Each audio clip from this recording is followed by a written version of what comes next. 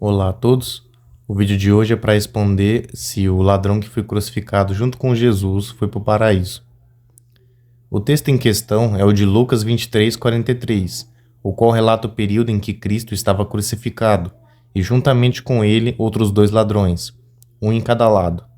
O ladrão que estava à sua esquerda zombou de Cristo e não deu crédito à sua palavra.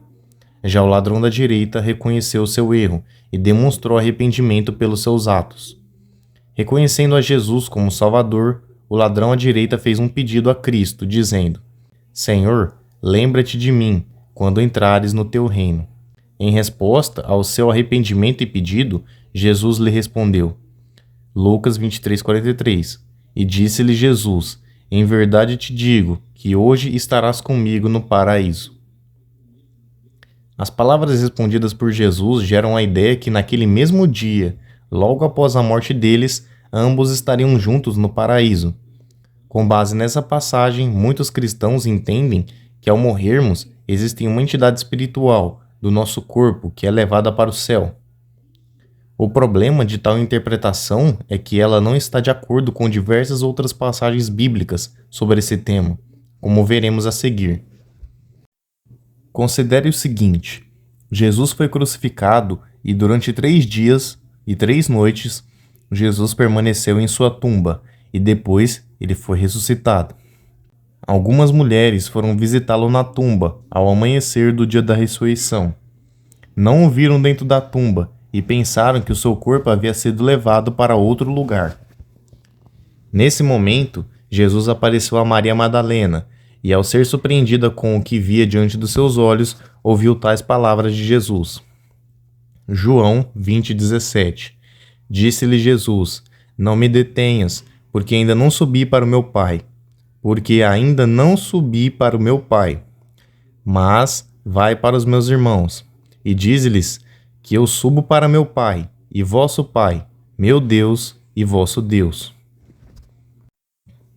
Perceba que esse era o 3º dia após a sua morte. Onde Jesus estava durante esse período? Tinha ido ele para o céu, o lugar onde Deus se encontra? Certamente que não, pois as palavras ditas a Maria foram bem claras. Jesus ainda não havia subido para o seu Pai, e só iria subir para vê-lo após aquele momento.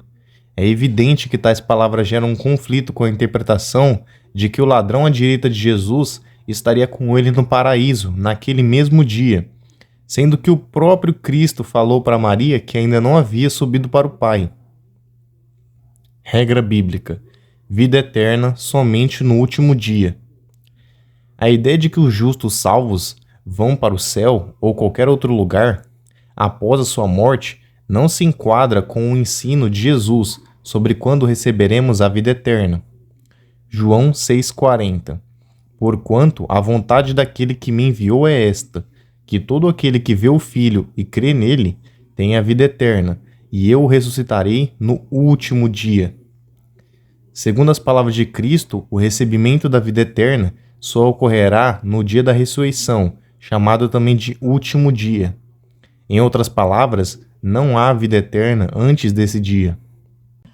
Segunda regra bíblica: todo mundo que morre volta ao pó. No plano da salvação, a morte salvífica de Jesus nos possibilitou termos novamente a restauração do corpo físico, do caráter e da vida eterna, que fora perdido no Jardim do Éden, quando Adão e Eva pecaram.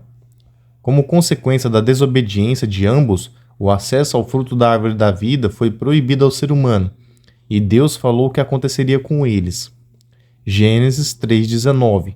No suor do teu rosto comerás o teu pão, até que te tornes a terra, porque dela foste tomado, porquanto és pó, e em pó te tornarás.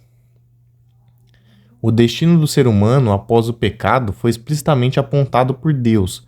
O seu destino seria voltar para o lugar de onde foi criado. O seu corpo fora criado do pó da terra, e para ali voltaria. Esse é o destino do ser humano após a sua morte. Foi o próprio Deus que deixou isso claro. Não existe outro lugar para irmos após a morte. É incabível pensarmos que Deus proibiu o ser humano de não consumir o fruto da árvore do conhecimento do bem e do mal, tendo como consequência a morte, sendo que após essa morte tal pessoa seria levada para viver no paraíso, conforme a interpretação dada no texto de Lucas 23:43, o ladrão da cruz. A morte física foi uma das consequências do pecado. É uma penalidade e não um benefício para vivermos em lugar melhor. Eclesiastes 3:20. Todos vão para o mesmo lugar, todos procedem do pó e ao pó tornarão. Ou seja, não existe vida após a morte, e sim existirá vida eterna na volta de Cristo. Todos agora estão no pó, mas serão levantados, como diz Ezequiel 37. Recapitulando, Jesus não subiu ao céu no dia em que morreu, então o ladrão também não subiu. A consequência do pecado é a morte, não existe nada além, só o pó. A vida eterna só será dada no último dia, grande dia da ressurreição, na segunda vinda de Cristo. Jesus mesmo afirmou que a recompensa só ocorreria com a ressurreição dos justos, ato que ocorrerá somente na volta de Cristo. Outro fato importante ao longo da Bíblia: todos os servos de Deus que aparecem na Bíblia e são considerados salvos, como Davi, Daniel, Paulo, Pedro, etc., nenhum deles recebeu a vida eterna ainda. Todos eles acreditavam que somente no tempo do fim isso haveria de acontecer. 1 Pedro 5:4. Ora, logo que o Supremo Pastor se manifestar, recebereis a imarcessível coroa da glória. 1 Coríntios 15:52. No momento, num abrir e fechar de olhos, ao ressoar da última trombeta, a trombeta soará, os mortos ressuscitarão, incorruptíveis, e nós seremos transformados. Atos 2:34. Porque Davi não subiu aos céus, mas ele mesmo declara: disse ao meu Senhor, assenta-te à minha direita. Ora, se nem Davi subiu aos céus, nem Paulo, nem Pedro, por que o ladrão da cruz subiria? Por que ele seria uma exceção? Para deixar bem claro, não estou questionando o poder de Deus de levá-lo. Ele pode fazê-lo se quisesse, como aconteceu com Enoque. O que estou questionando é a interpretação a partir da fala de Jesus, que contraria tudo que a Bíblia diz. A Bíblia está conectada e se complementa desde Gênesis até Apocalipse. Várias leis, preceitos e princípios estão bem estabelecidos na Bíblia, e qualquer coisa que parece diferente deve ser estudada com cuidado. Quando morremos, voltamos ao pó, nada mais. Jesus permaneceu no pó durante 3 dias e foi ressuscitado. Ele subiu aos céus só depois. Nenhum servo de Deus subiu aos céus. Todos estão no pó, esperando pelo dia da ressurreição. Deuteronômio 19:15. Uma só testemunha não se levantará contra alguém por qualquer iniquidade ou por qualquer pecado, seja qual for que cometer. Pelo depoimento de 2 ou 3 testemunhas se estabelecerá o fato. Tudo isso que eu falei é fato, está escrito em vários textos da Bíblia, e como a própria Bíblia diz, 2 ou mais testemunhas validam o depoimento, 2 ou mais textos validam um preceito. O que Jesus diz é um caso isolado, então devemos entendê-lo com base no que já temos.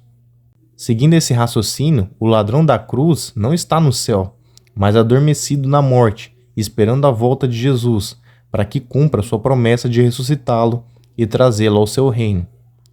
Mas então, o que Jesus quis dizer com aquela frase, hoje estarás comigo no paraíso? O que gera todo esse debate é essa palavra, hoje. Se fosse estarás comigo no paraíso, nem mesmo teria esse debate. Alguns dizem que, como no grego não tem pontuação, os copistas colocaram a vírgula no lugar errado. Ao invés de em verdade te digo, hoje estarás comigo no paraíso, como é, seria em verdade te digo hoje, estarás comigo no paraíso. Mas como no vídeo do 2 dedos de teologia, não era comum isso. Era óbvio que Jesus estava falando no presente, então não faz sentido enfatizar o dia de hoje. Então a frase está correta, hoje estarás comigo no paraíso.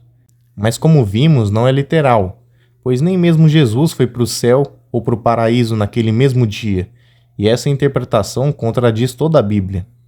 Mas vamos ler todo o contexto. Perceba o modo como o ladrão fala um pouco antes. Lucas 23:42. E acrescentou: Yahushua, lembra-te de mim quando vieres no teu reino. Percebe que ele fala isso num tom distante e de algo futuro, usando a palavra lembrar e vier, pois Jesus viria somente mais para frente e precisaria lembrar do ladrão do passado. E Jesus usa o termo hoje como uma forma de animá-lo, uma forma de garantia. Jesus, lembre-se de mim quando vier no seu reino. O meu reino já começou e já está operando, e por se arrepender, você já faz parte dele. Essa é outra interpretação. Não vou afirmar que ela está absolutamente correta, mas é a mais plausível para mim. Ela faz sentido e não contraria as escrituras. Bem melhor do que os copistas não colocaram a vírgula no lugar certo, ou o ladrão foi para o paraíso no mesmo dia.